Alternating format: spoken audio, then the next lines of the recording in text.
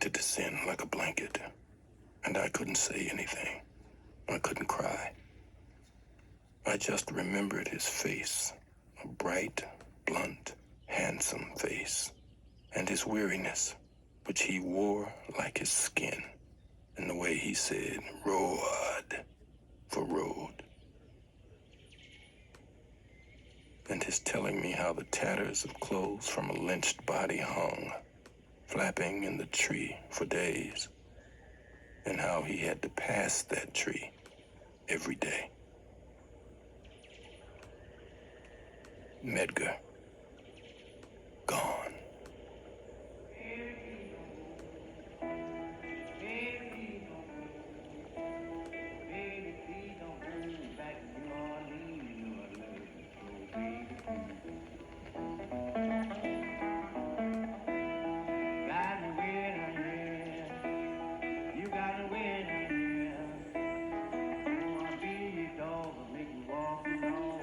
In America, I was free only in battle, never free to rest.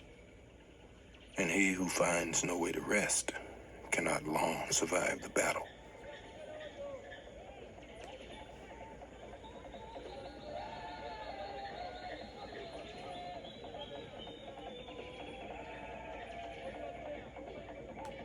And the young white revolutionary remains in general far more romantic than a black one.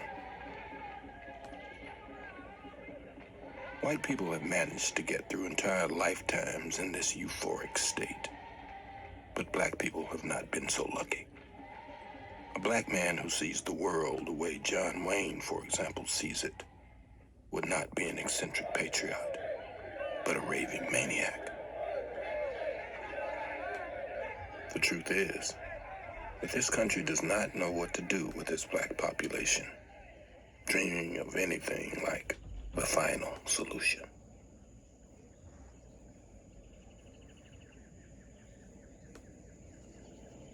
The Negro has never been as docile as white Americans wanted you to believe. That was a myth. We were not singing and dancing down the levee. We were trying to keep alive. We were trying to survive a very brutal system. The Negro has never been happy in his place.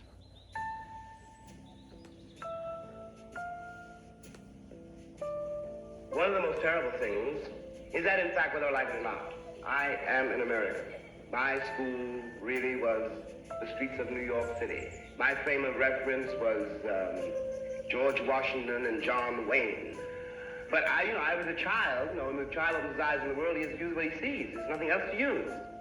And you are formed by what you see, the choices you have to make, and the way you discover what it means to be black in New York, and then throughout the entire country.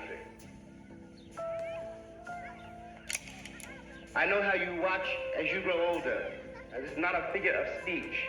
The corpses of your brothers and your sisters pile up around you, and not for anything they have done. They were too young to have done anything.